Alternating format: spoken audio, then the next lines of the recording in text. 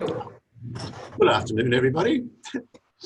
I'm Basil Donovan from the Kirby Institute, in New South Wales.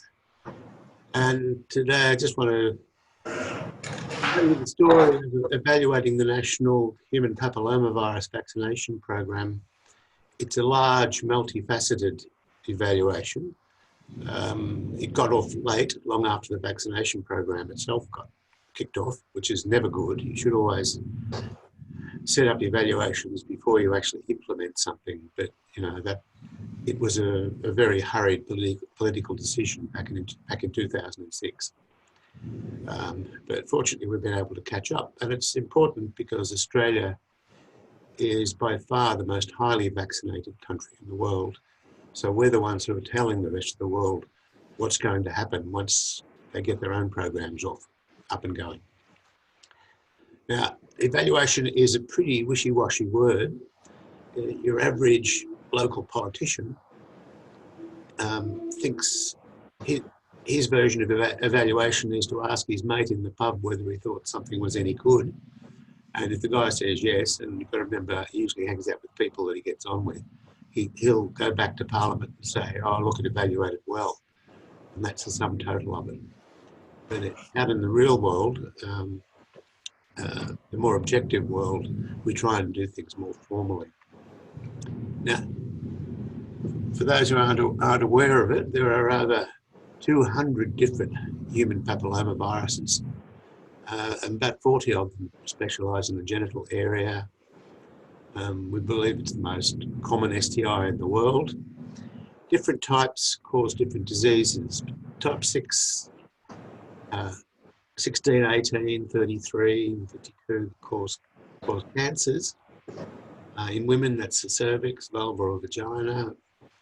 In men, on the penis, and both men and women, it can be or anal canal. Type 6 and 11 seem to account for just about all anogenital warts. A nasty little disease that I'll describe to you, which is respiratory papillomatosis. It's essentially warty lesions in your airways. A rough idea of the numbers in the world. Penile cancer is fortunately a fairly rare disease. Well, I would say that because I'm male. As are vulvar and vaginal cancers, but anal cancers are more common, split between men and women, and increasing in any country that measures them. Similar with oropharyngeal or head and neck cancers, they're more common again, and in fact also increasing to the point now where they've overtaken HPV-related oropharyngeal cancer has overtaken the toxin, the smoking-related throat cancers in many Western countries. About 500,000 women a year will get cervical cancer, and if they live in a poor country, they will probably die from it. And of course, tens of millions get genital warts. Around about 1% of all young people develop genital warts throughout the world each year. Fortunately, this fantastic invention was invented by Ian Fraser in Brisbane. He developed this very potent HPV vaccine, which induces, and this is unknown for vaccines, it induces an antibody response many-fold higher than natural infection. That's almost unheard of in vaccinology, that you actually you get more immunity from the vaccine than you do from the infection. So needless to say, at the end of the day, when all the clinical trials were done, it was shown that if you got people who weren't infected before they were vaccinated, you were looking at close to 100% protection when in summary of all of the various trials that were done. So we knew we had a good product. That gave the Australian government the courage to make the decision back in 2006 to launched what is in fact the largest vaccination program in the world. And initially it was just in women and girls. So we have an ongoing school-based program for 12 and 13-year-old girls. And to the end of 2009, we also vaccinated older schoolgirls up to the age of 18, and women in it was offered to women in the community up to the age of 26. And from 2013, schoolboys were added to the program. Now, there are many phases to the evaluation. There's a process evaluation, is it going out as it should? Is it causing bad things, that is adverse events? Is it preventing HPV infection, or is it preventing HPV-related disease? And I'll go through what's been done. Process evaluation is something that politicians care a lot about. They want to keep an ongoing eye on the literature to make sure that there's no new adverse events that are emerging or problems that are emerging. They pay close attention to the media, particularly newspapers, and there were many reports in the first year of the program. They established a system of online surveying of people involved in implementing the program to see if there are any problems and things that needed to be refined. And on top of that, they phoned up key stakeholders in sort of semi-structured interviews to look for suggestions as to how things could go better. And that's what we call process evaluation. The next thing we need to do is measure how many people are getting vaccinated. For the first couple of years, in fact, the only data that were available actually came from the vaccine company, where they could count how many doses were distributed, and you divide by 3, and that's how many people you vaccinated. It actually proved to be a pretty reliable measure. But everyone who was vaccinated actually consented to going onto a national vaccine register, which was completed with each or should be completed with each vaccination by either the vaccination nurse or the GP. And just to measure how accurate this was, here at the Kirby, we did a population-based survey of young women who were eligible for vaccination outside the school to see how accurate the register was.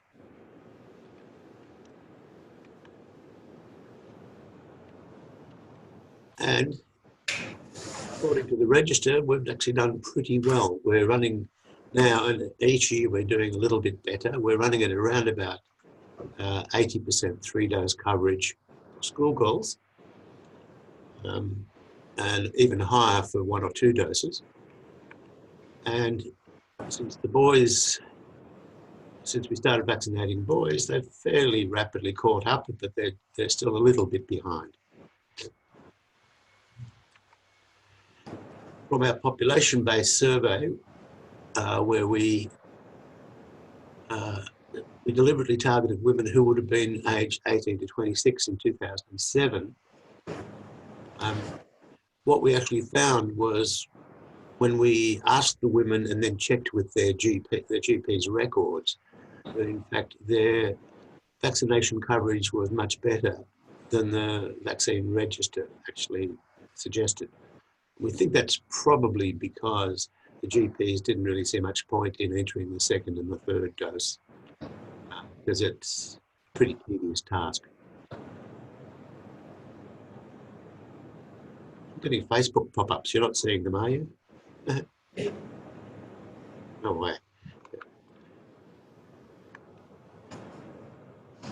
Again, something that causes great political alarm is when people are phoning in or reporting adverse events after vaccination. And as you can see, back in 2007, we needed a lot of political courage, because hundreds of reports were coming in of people fainting and falling down and developing strange neurological illnesses after the vaccine. But then again, you would expect a lot in 2007 because that's when the most number of people were vaccinated. If you look on the right, which is measuring it as the rate, the number of adverse events per vaccine, or in fact that's per 100,000 doses, you can see it's remained pretty flat since 2007. But you have, new vaccines make people really very nervous. So you really do need someone with a bit of political courage to launch these campaigns, because they are going to have to wear a lot of noise, and particularly in that first year. And fortunately, the Australian press were generally fairly responsible, but not invariably. And adverse event reports have actually caused HPV vaccination programs to be closed down in other countries. The thing you always need to ask about adverse events after immunisation is, did the immunisation cause it, or was it something that was going to happen anyway? And that just as MMR vaccine got blamed for causing autism, when we know that in fact people who have MMR vaccine are no more likely to develop autism than anybody else. It's just that you tend to have the vaccine before autism gets diagnosed. So you can't really attribute a cause. But one of the things that was done to try and protect against this sort of, if you like, false adverse events, this is quite a clever little study that was done in preparation for the male vaccination program, was they went to all hospital records and worked out how many sort of weird neurological or fainting or allergic events were occurring in boys before the vaccination program. And only by having that data on hand can you then take your adverse event reports and put them in context. And of course, what happened was none of those graphs went up when the boys were vaccinated. But it's a useful exercise in preparation, particularly for a vaccination program, to work out the background rates of disease so that you can explain away, that these are just events that were going to happen regardless of the vaccination. That said, going on the rate of adverse events following HPV vaccination, it's now been officially designated a very safe vaccine by the World Health Organization. It has an extremely low adverse event rate, apart from some discomfort at the site of injection, which is something you would expect because it's such a potent antigenic vaccine. And I don't know if you know much about vaccines, but in fact, pain for a few hours after a vaccination is a good thing, because it means your immune system has noticed the vaccine. You'll always be a bit nervous if you don't get any pain. It means that the immune system may not be responding to the vaccine. So then Australia set about seeing what actual effect is this vaccination program having. And one way to do that is to longitudinally measure HPV infection prevalence. And this was done through repeated cross-sectional surveys. In fact, they're still ongoing as we begin to evaluate the impact on vaccinated schoolboys. But you want to get geographical diversity and you want to get population diversity.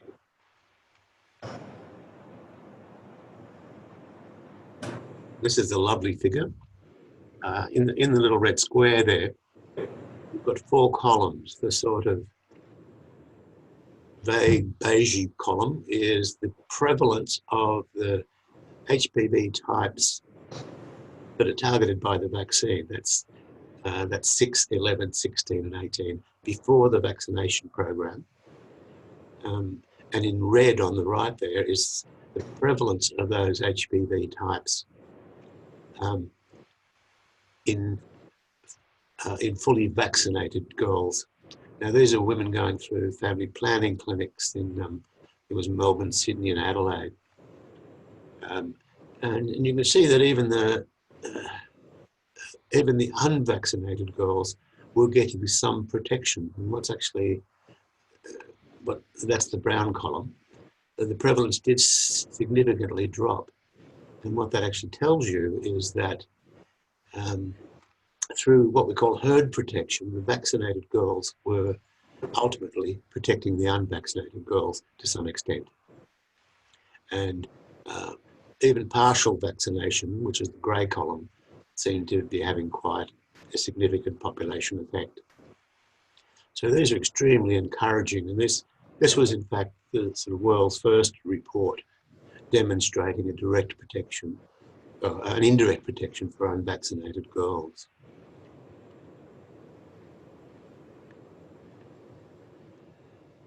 That's infection, and we now, and we also have ongoing HPV prevalence monitoring programs for boys and young gay men, and those data will all be published in the next few years. We want to evaluate what the impact of the male vaccination program has been. It's definitely been shown that young heterosexual men, even before the vaccination program, the prevalence of HPV dropped in them because their female partners were being vaccinated. Now, all of the vaccine recipients have consented to linkage studies, but that includes cervical cytology registries, cancer registries, and even death registries. Cancer and death are decades ahead, so we're not likely to expect to find anything yet. But nevertheless, we are set up to determine the ultimate message, the ultimate outcome, which is what happened to cancer of the cervix.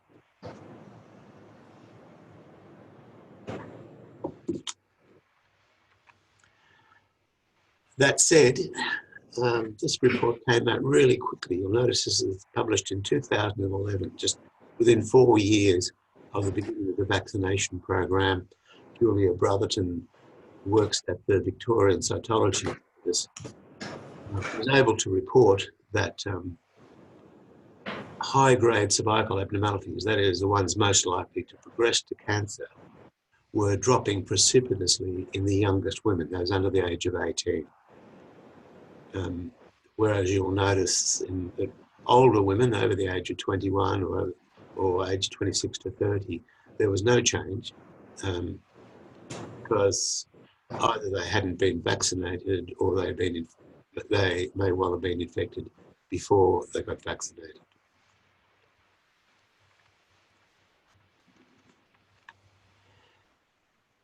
And now we have a national registry, which is updated and reported every year. What you can see is that the youngest women having pap smears, those women under the age of 20, there's been quite a marked drop in high grade, and that's CIN2 or 3 lesions. And in the middle-aged women, that is age 20 to 24, you can see there's a substantial drop, though it's not quite as dramatic. But in older women over the age of 25, there's no real drop. But that's probably the most potent early sign that confirms that we can expect an eventual drop in cancer of the cervix.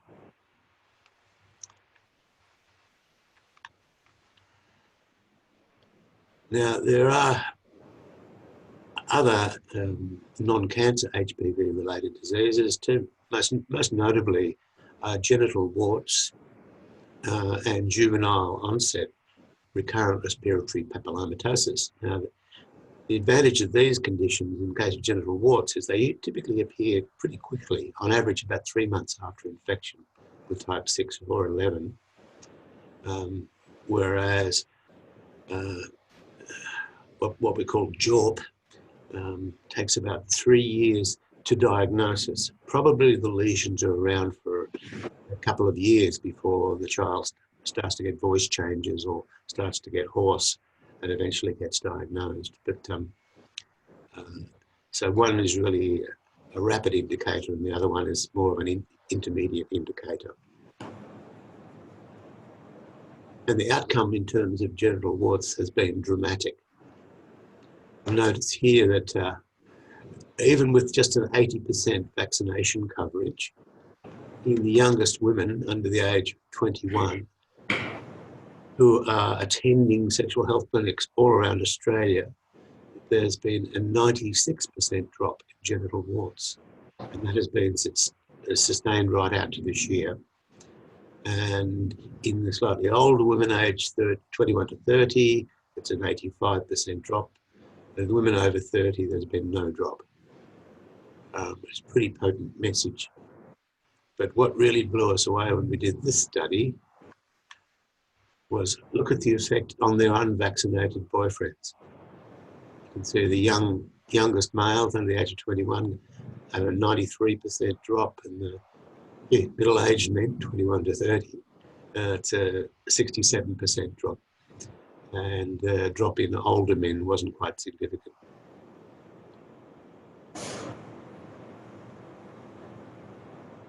But in this same study, what we were able to observe was that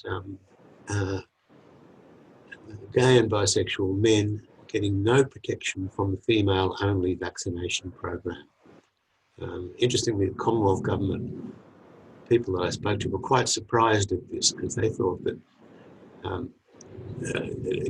they seem to think that gay men mostly had sex with women and only occasionally had sex with men. So they'd anticipated a drop. And this was actually a powerful finding because it was a significant factor in Australia taking the decision to bring in a male vaccination program. Because what we know is that gay and bisexual men suffer inordinate degrees of HPV-related disease. They get anal cancer at a higher rate than women used to get cervical cancer before there were screening programs. So just as a simple act of equity, gay men do deserve protection against HPV. Oops.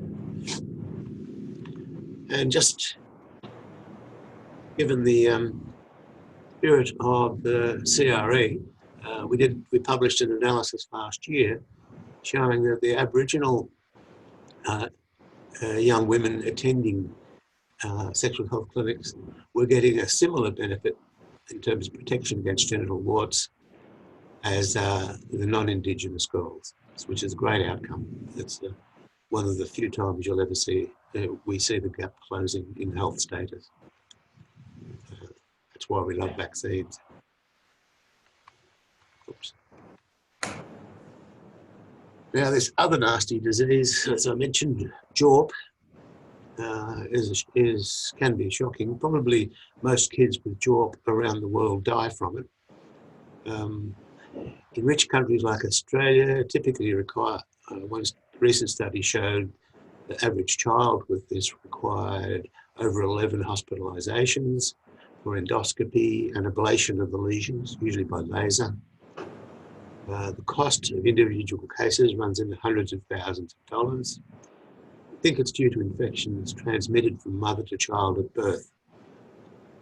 And while it's a relatively rare condition, those lesions can spread right down into the lungs and totally block the airway.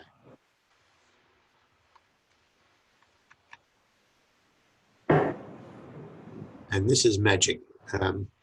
The Australian team put together a national surveillance system for JORP that involved getting every paediatric ear, nose and throat surgeon on board to contribute any data on any cases that they have seen or had diagnosed in the last year. And what you can see is that from 7 cases diagnosed in 2012, we're down to 1 case diagnosed in all of Australia in 2016. Now that's one disease I'm pleased to see the end of, and that's a striking trend.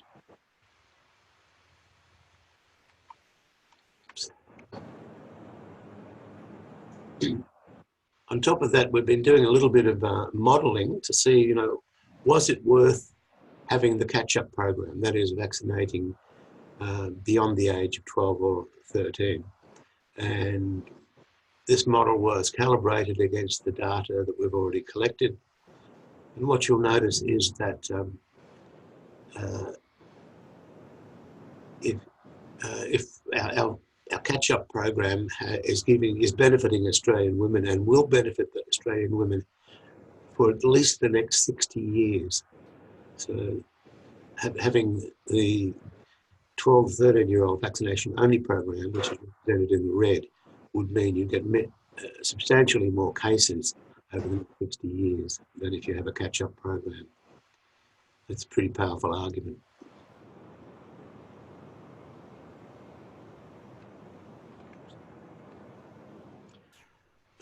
Unfortunately, it's fairly patchy around the world how HPV vaccination is going.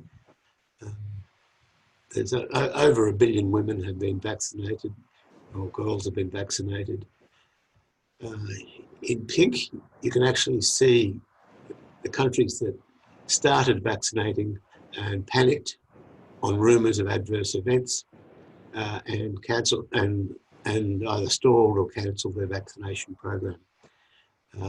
It's disappointing to see. I've been doing a lot of work in Mongolia, and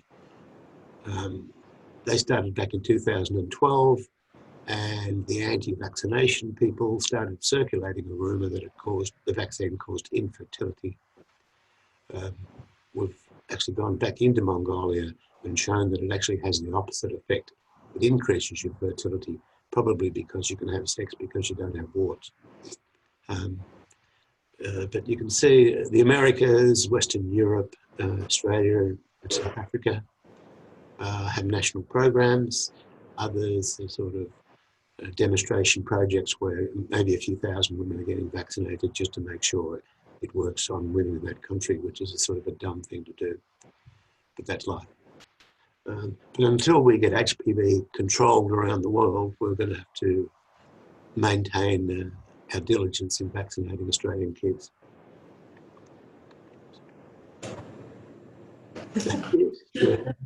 Questions? Oh, okay, I'll kick off, Basil. Thanks for that. That was great. What really caught my eye was the kind of level of buy-in you seem to have from vaccinated vaccinees who signed up for registries and signed up for linkage. Is there a success story there that needs to be told? Oh, well, the private price of the vaccine is close to $600. So if you want it for free, you have to sign the register. So it's a simple cash equation. Yeah. But I think people trust those registers anyway. That's it. Interestingly, I guess they'll probably be integrated with my health records. Yeah. So maybe now the register is being run by Telstra, which is not an exciting prospect. But so far, people haven't been particularly. There's more people like sex workers and HIV positive people that have been worried about my health record so far. But yeah, I mean, people have consented, but I think people understand the reason for it. Yeah, that's good. Thank you very much, Basil, not only for presenting on HPV in general, but also emphasizing how important a broad evaluation is so that you capture various aspects of the program. So I'll just have really 3 questions. One, why is head and neck cancers more common in men than in women? Is this related to HPV, or is there another cause? You told us about statistics in Aboriginal populations in regard to viral warts, but is there any understanding about what the coverage is for vaccination as well? And the final question is, has anybody thought about vaccine protection among older women, particularly because there's a possibility of reinfection with HPV? Barbara, I've got a really short attention span. Can we have those one at a time? Oh, okay, sorry. So let's go back. So why more head and neck cancers in men? Is it because of gay populations, or is it another cause? We're not certain, but it seems to indicate that it's a gay thing. Okay. Yeah, I don't think, I haven't been impressed with any studies, but a lot of them, you get peculiar measures, like in the US, they noticed that a disproportionate number of men with throat cancer, HPV-related cancer, were never married men, Okay. which is their coy way of determining they were probably gay. Okay. But that said, you know, Michael Douglas got oropharyngeal HPV-related cancer, and Okay. no one suggested he's anything other than All butch. right. Yeah. Okay. And the other question which I asked was about vaccination coverage in Aboriginal populations, Aboriginal women and boys. As far as we know, the vaccination coverage has been quite good, including remote areas. Okay. All of those data are available on the vaccine register website. Okay. You can't look up individual people, but you can look up population coverage. But, Okay. there's variable vaccination coverage by geography, but it doesn't seem to be lower in areas with large Aboriginal populations. It's more sort of North Coast New South Wales, the sort of Byron Bay types that avoid vaccination. Okay. All right. And the final question was about vaccinating older women, particularly because there is a possible reinfection of HPV. Yeah, it's not a simple question. The vaccine is approved for women up to the age of 45. And that's because that's the oldest women that were actually vaccinated. There is no data on women over 45, though I'm sure it does work.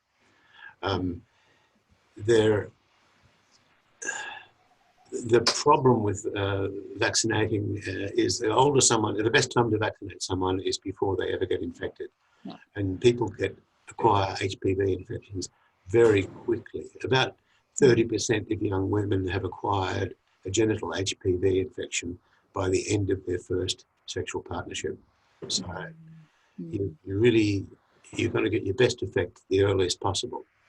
Then again, you may well get women, and I remember 10 years ago being on a committee with a vaccine company. You might get women who've been in a mutually monogamous relationship all their lives, and they're about to, they're now 45, and they might be about to separate from their husbands, and they may have been at low risk of HPV, and they may be about to become at high risk of HPV. But the vaccine company, eventually they decided that they really didn't want to stigmatise the vaccine and call it a divorce vaccine. So I don't think they've ever really targeted older women. That said, the vaccine is being used off indication for kids with respiratory papillomatosis, just to try and see if it can cut down the number of recurrences. It's given to some women with vulval and with vulval cancer or vaginal cancer to see if it stops recurrences, because they both tend to be very recurrent conditions. But I don't think that there's any proper randomised trials. Okay. All right. Thank you, Basil. Any other questions from the group? Annie, Raylene, the team at Summary? Quiet bunch. No, thanks, Basil. It was good. Blinded you with science. Yeah. But it does show that evaluation can be multifaceted, and there's been a lot of people working on all of this. There's sort of an army of at least 50 people, at least been part of the last 10 years, pulling all of these data together, putting together surveillance systems, begging for money from the Commonwealth. So you can't do this on a $1 billion program like this one. You can't do it alone. You need an army of people. But quite a few PhDs have come out of it, so that's a good thing.